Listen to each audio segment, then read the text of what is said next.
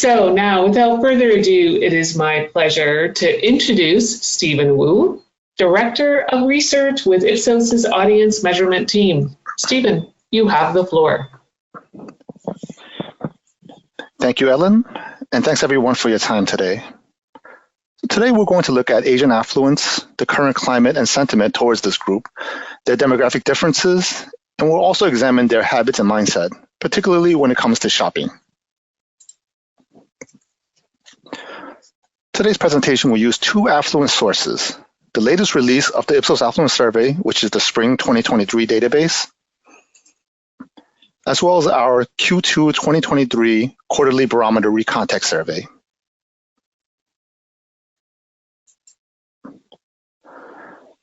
And we'll go over the growing Asian population,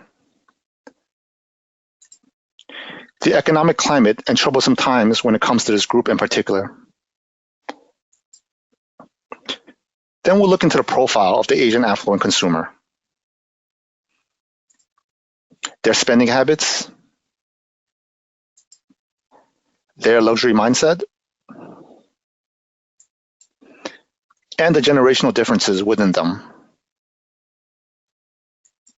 And finally, we'll go over how to best reach them via media and advertisements.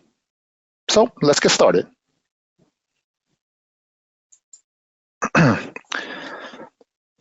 Let's first discuss the growing Asian population as a whole in the United States.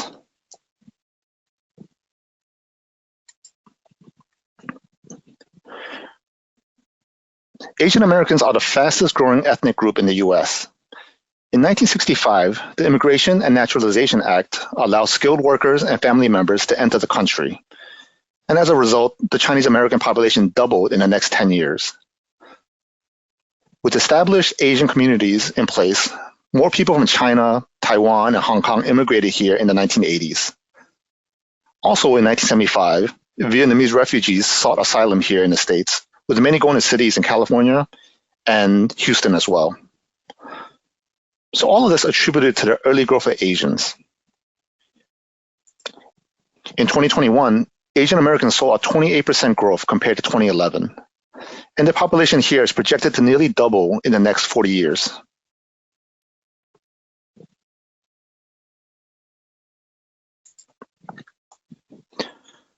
So currently, there are nearly as many Asian affluents in the US. There are as many Asian affluents in the US as there are non-affluents. So this is the highest among any race. For comparison, African Americans have a 20% concentration of affluence, white and Caucasians have 33%, and Hispanics have 24% of affluence.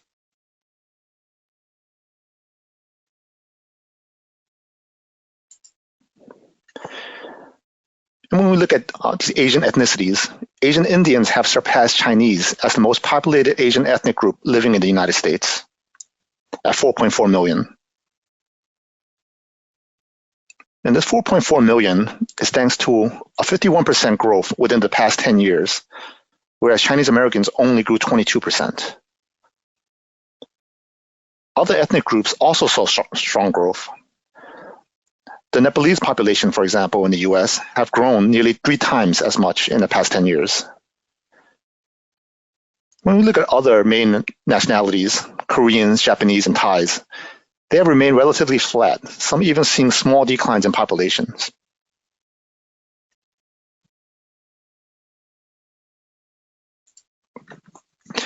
So let's shift our focus to some troublesome times in the US for this Asian community.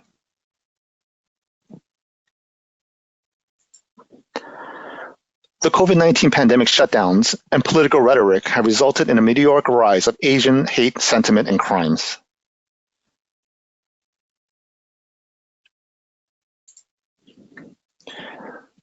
Anti-Asian hate crimes across the country have increased 339% in 2021 versus just a year prior.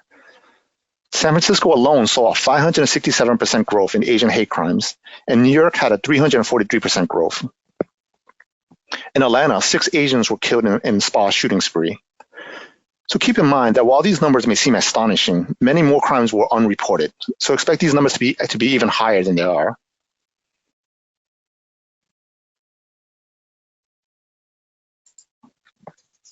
And hate crimes do not escape the Asian affluent population. In fact, Asian affluents feel more at risk of violence or harassment due to their ethnicity than do other groups at a 40% rate. Blacks and Hispanic are only 27%.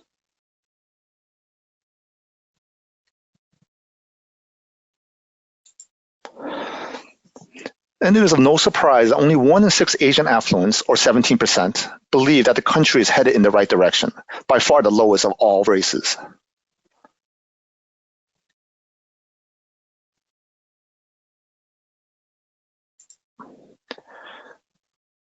And only 1 in 4 Asian affluents, about 27%, are optimistic about the US economy going forward, also the lowest among all races. Blacks and African Americans have the highest optimism at 55%.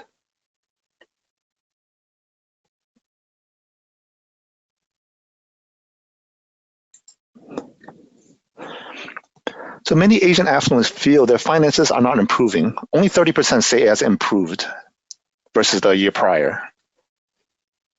And looking forward, they do not anticipate it to be any better in the near future.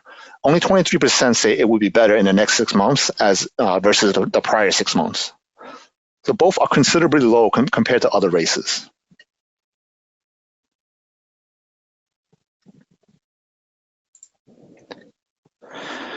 So what's troubling these Asian and affluent Americans? So we asked them, what are the top 3 reasons facing the US today? What are the top 3 concerns facing the US today? And half of them feel that inflation is among the top 3. About a third feel guns and healthcare are concerning as well. And only 1 in 10 or 11% feel that racial inequality is a big issue.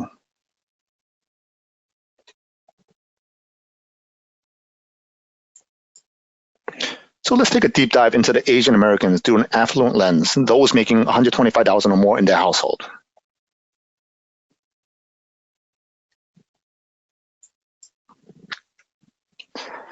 Earlier, we showed you census data of Asian growth in the US.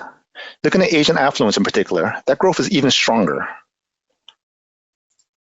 We see a 52% increase since 2017 for Asian and affluent Americans. In fact, they have a higher rate of growth than total affluence, but they fall behind African Americans, which have a 59% growth in the same time frame, and Hispanic, which has an 84% growth.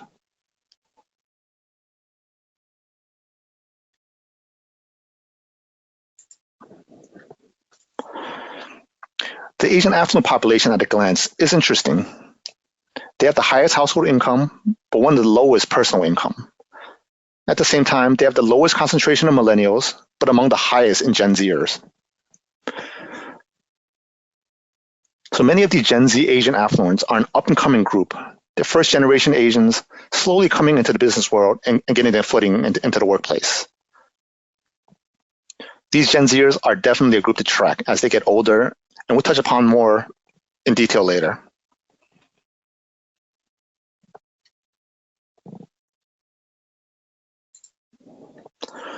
So where do these Asian affluents reside? So a large portion, or 44% of affluent Asians, live in the Pacific region. In fact, they are 2.5 times as likely to live in this region than total affluent average. The Pacific region is the only region that indexes over 100. So Asian affluents are very underrepresented in other regions of the country. But breaking down this Pacific region into DMAs, 18% of them live in the San Francisco DMA, which is 4 times higher than total affluence, and 14% live in LA, which is over twice as likely than total affluence.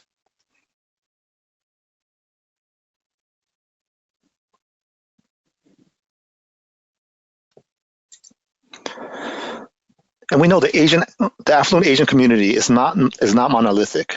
In that we mean that all Asian affluents are not the same. When we look at the different ethnicities of these Asian affluent Americans, Vietnamese, Indians, and Filipinos, for instance, have a high concentration of Gen Zs.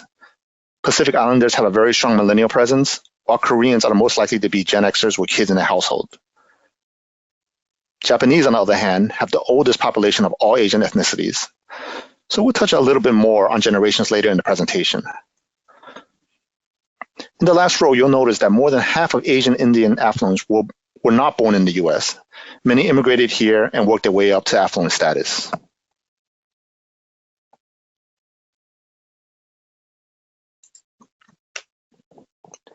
And you'll see that more than half of affluent Indians have a postgraduate degree. Similarly, more than half of Pacific Islanders have top management positions. So these traits are typically correlated to wealth and income in the workplace.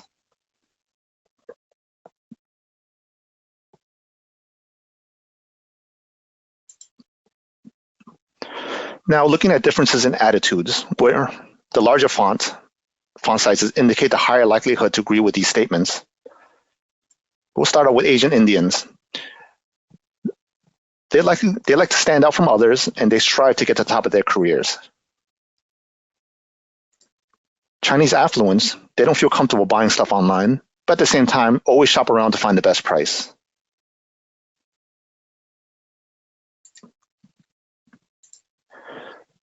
Koreans are reserved and introspective and think of themselves as creative.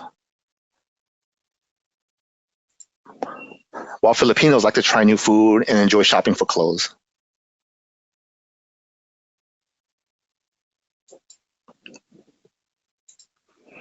Japanese are interested in culture and arts and open to new ideas and experiences.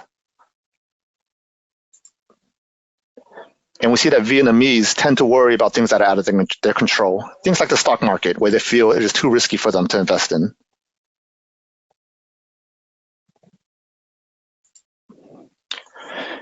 And Pacific Islanders are very active. They're usually the life of the party. They're entrepreneurs, and luxury play a big part in their lives. What's interesting is that while they spend a lot, they also live paycheck to paycheck. So this might indicate that a lot of them are in the living in the moment type of consumers.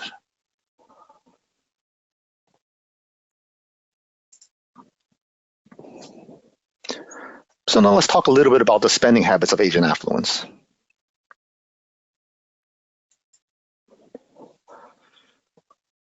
Despite all the pessimism that we discussed earlier, this does not mean Asian affluents are suffering economically. In fact, most of them say their net worth has not changed in the past year. And there are twice as much who say it has actually increased, 28%, as opposed to decreased, only 14%. So their pessimism towards the economy is more about an awareness of their economic climate and the need to save and be cautious with their money. It is not necessarily a reflection of their current wealth.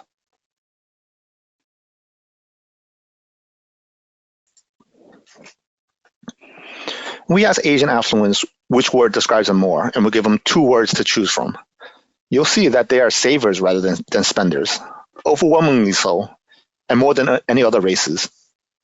So I'll reiterate this again. They are savers rather than spenders.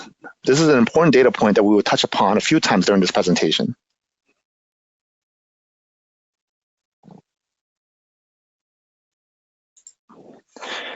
And this saver mentality of Asian affluents translate into their expenditures. They are by far the lowest spending affluent race, about 20,000 less or 26% less than total affluence, and less than half of what Hispanics spend.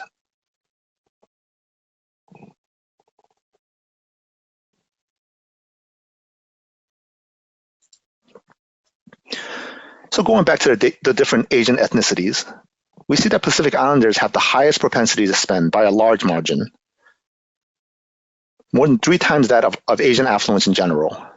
Albeit they have a low population count, but this is an important Asian subgroup to focus on for marketers.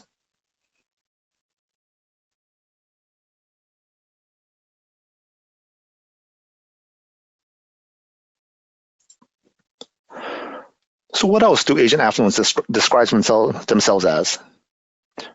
Well, they are rational rather than emotional when it comes to decision making.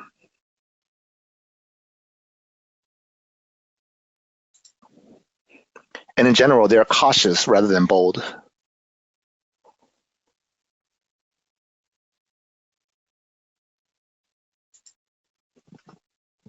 They also tend to plan things that are not, they plan to plan things and are not as spontaneous.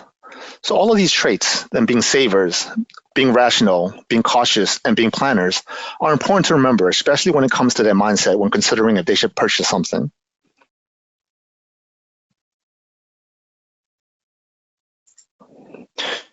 And when we ask them if now is the right time to make a major big ticket item purchase, they're the least likely race to say yes at only 25%. And big ticket item purchases could be anything from furniture, cars, real estate, home appliances.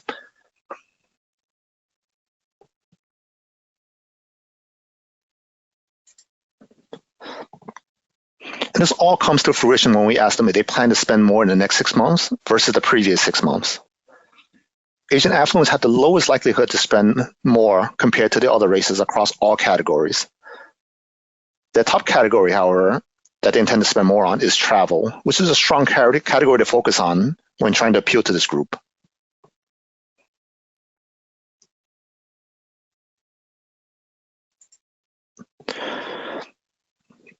But at the end of the day, Asian affluents are not necessarily unwilling to spend. They just want the most bang for their buck.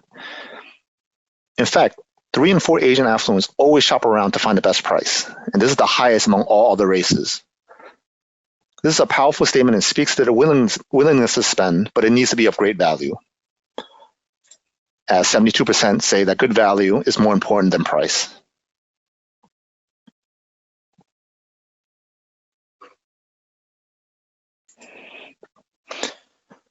So their current spend does not reflect their luxury mindset. So let's talk about this need for the finer things in life among this group.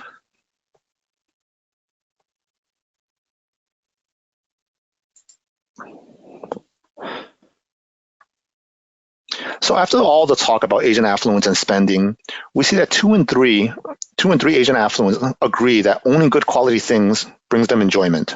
So they do value luxurious products and services.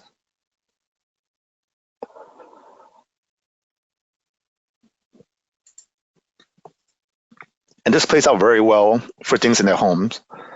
Half of them are willing to pay for premium appliances and furnishings.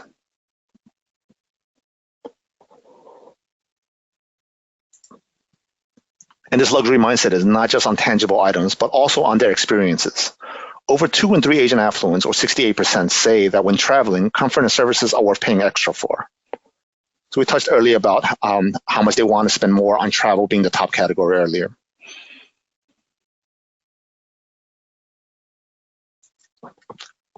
And this holds true for the leisure and dining in particular. Nearly half are willing to spend more on gourmet food.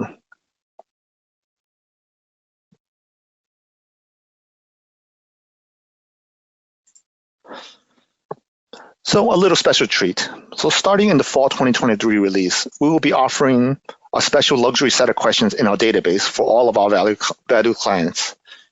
In it, among many other questions, we ask the main reason why affluents purchase luxury items. And once again, the bigger font size indicate a higher likelihood. So we see that for Asian affluents, high quality and craftsmanship are of special importance to them. In fact, they value these 2 traits more than other races do.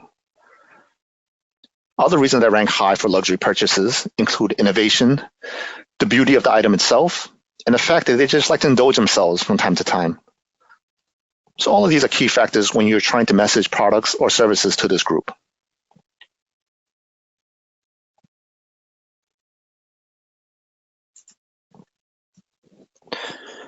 And also in the luxury database, we ask what word comes to mind when they think about luxury. And of course, the overwhelming top word is expensive. But prestige, exclusivity, status, and brand are also high on their image of luxury. So keep all of these factors in mind, as this is what is important to the Asian consumers.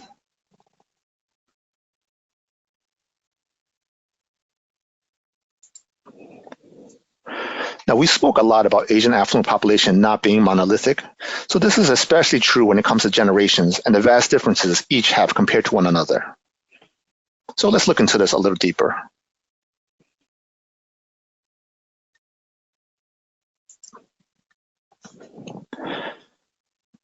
Asian affluents have among the highest concentration of Gen Zs at 21%, but among the lowest millennials at only 19%.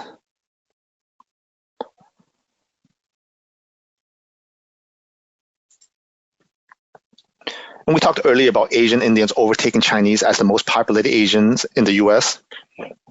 But when it comes to Asian affluence in particular, Chinese have the highest concentration at 40%, followed distantly by Asian Indians at only 18%. So this holds true among all generations of Asian affluence. But the younger Gen Z Asian affluents are less likely to be Chinese and more likely to be Indian, Korean, and Vietnamese. So a lot of this speaks to when their parents have immigrated here.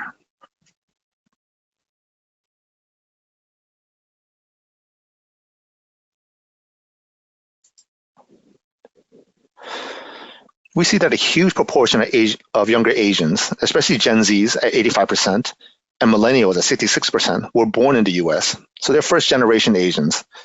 Typically, the older they are, the more likely they are to have immigrated to the US. But if you look at the Gen X numbers compared to the boomers and senior numbers, that's not the case. The Gen X numbers actually has a lower percentage than boomers and seniors. And this makes sense, going back to earlier when we discussed the Immigration and Naturalization Act, which was enacted at the time when many Gen Xers were born or of age when their families had the ability to move here to the US.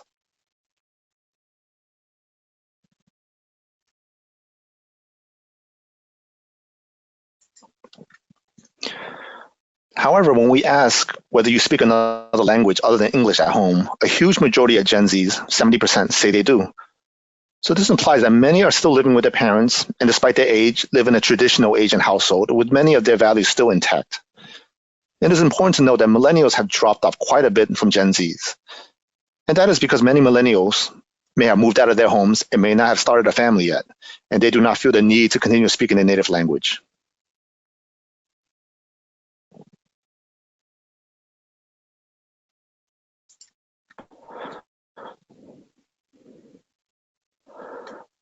Now, when we take a look at the demographic makeup, we see that Gen Xers are the most likely to have a family. 57% of them have a child in their household. And they have a high income with top management positions at 28%. And while Gen Xers, despite having a high concentration of top managers, have a lower personal income than millennials. This may be due to the fact that many millennials work in the technology and internet space in the Pacific region, which we know they reside in heavily, the Silicon Valleys of the world. And those jobs typically have higher salaries. Gen Zs are an interesting group. They have the highest household income, but the lowest personal income. So this indicates that much of their affluent status depends on others in their household, perhaps still living with their parents or having roommates. Net worth, the last row, to no surprise, is highest among the older generations. They're able to accumulate wealth as they progress through their work-life stage. You may see that Gen Z have a higher net worth than millennials, but that goes back to many of them still living with their parents, and that net worth is reflective on their parents' wealth.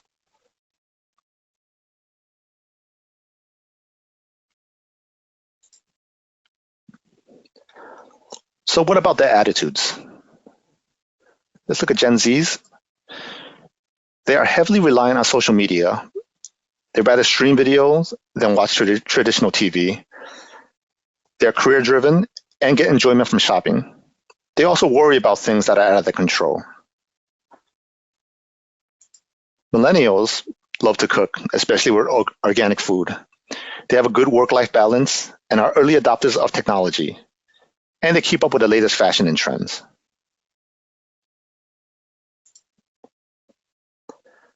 Gen X Asian affluence, they put their family first. They will consider purchasing an electric or hybrid vehicle, either for practical money-saving reasons or for the love of the environment. They are also up to date with technology, and they have not yet dated themselves from millennials or the Gen Zs of the world. And finally, the older boomers and senior Asian affluence, they have the highest net worth, so it is of no surprise that they are financially secure, confident in themselves, and are the generation most likely to shop around to find the best price. So given that, they still don't feel comfortable buying expensive items online.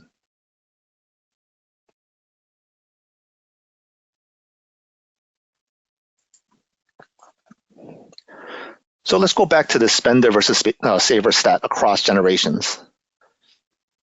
You'll see that Asian Gen Zs have the biggest spender mindset at 44%.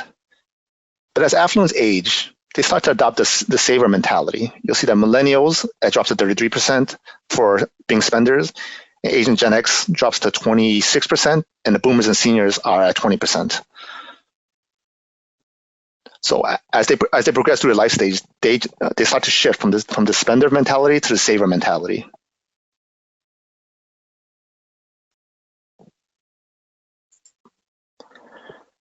And earlier we mentioned that Asian affluents spend considerably less than other races at around $59,000 annually on all expenses. When we break these down by generations, we see that Gen Z have the highest household spend. So once again, that could be due to their parents and other household members spending and not necessarily their own. But it could also reflect on their higher spender mindset, as mentioned in the previous slide. And when we look at millennials who are more self-sufficient, we see that they spend slightly more than the Asian affluent average and still well below the other races. This goes to show that the saver mentality does not belong to one generation, with the exception of Gen Zs, of course. So this is a way of thinking that is consistent among Asian affluents once they reach their mid-20s.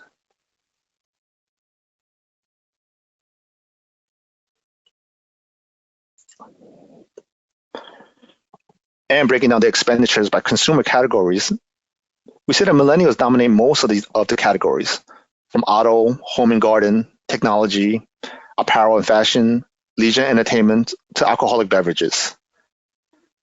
The high Gen Z spend that we see in the previous slide, a lot of that is from educational expenses, whether it is them spending, paying back their tuition or student loans, or their parents spending it. Gen X affluents have a particular high spend on travel. Many of them are at that age where they could afford to travel and have the time and work leniency to travel. And to no surprise, the older Asian boomers and seniors spend more on personal insurance.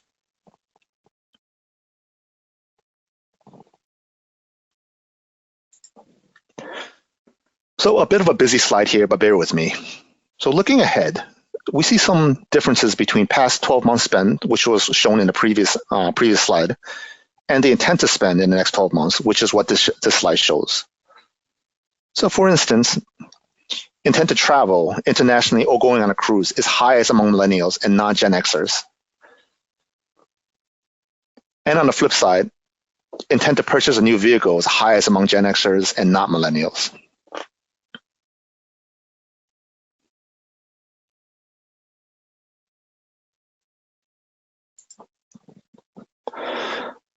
So we discussed a lot about Asian affluence mindset and shopping habits, but let's get to where marketers could reach this group via media.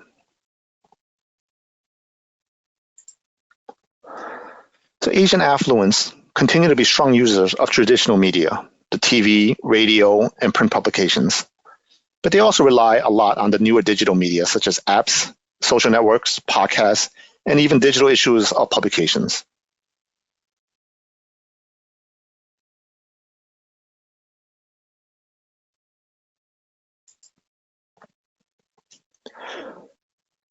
So this chart shows the median hours spent in a week on each media. Of course, time spent online is the overwhelming top medium used by Asian affluents. And this is a combination of work and at home, which explains the high number. But when we look at their time spent streaming videos, we see that Asian affluents rank #1 among all races.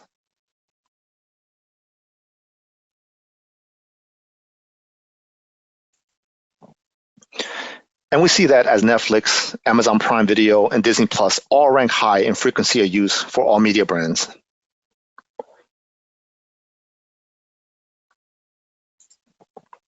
The right table in green shows the highest index brands. So that is Asian affluence usage of these media brands in comparison to total affluence. And we see that they are extremely likely to visit financial websites such as Investopedia, Business Insider, and MarketWatch, to name a few. So this is where you will most likely find the highest concentration of Asian affluence.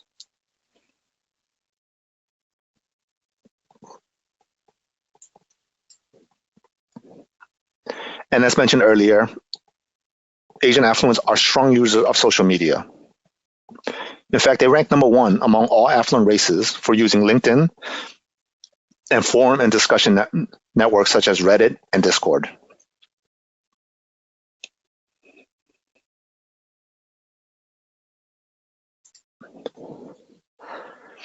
But at the end of the day, marketers want to know if they're engaged in the ads that they see. And the answer to that is yes, especially if it is relevant and interesting to them. They want to be informed and learn new things in the ads that they see.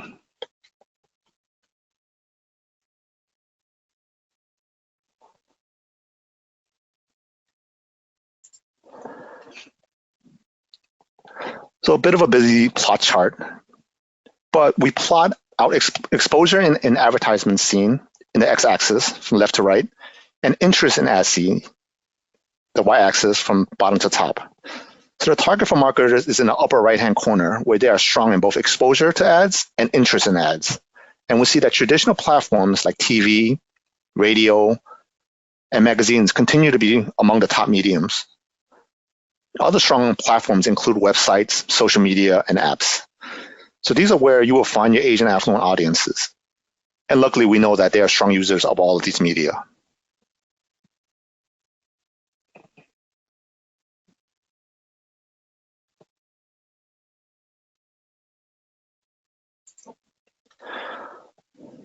So I know I've talked a lot, but let's wrap this all up. The Asian population, especially Asian affluents, are growing rapidly. Their worries about the economy may have hindered some of their spending, but that does not mean they are unwilling to spend. Spending excessively is not necessarily a generational thing, rather it is correlated to your age. And I say this because as millennials get to their 40s, their spending should start to slow down. And when Gen Zs hit their mid to late 20s, when they have established themselves in the workplace and have a heftier income, their spending will increase. So the influx of spending you see currently from millennials in general will be replaced by these up-and-comers Gen Zs. So this is great news for Asian affluents as they have a high concentration of Gen Zs.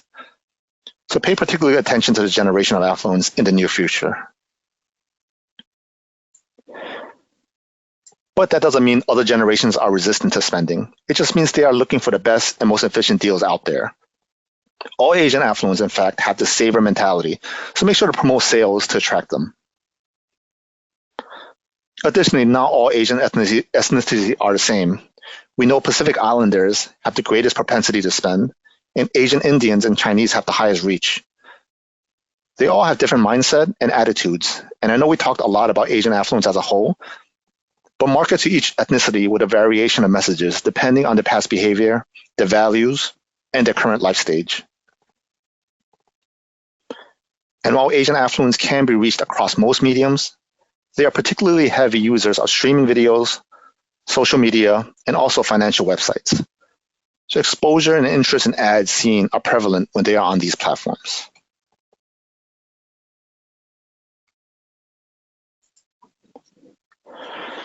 And with that, thank you everyone for your time.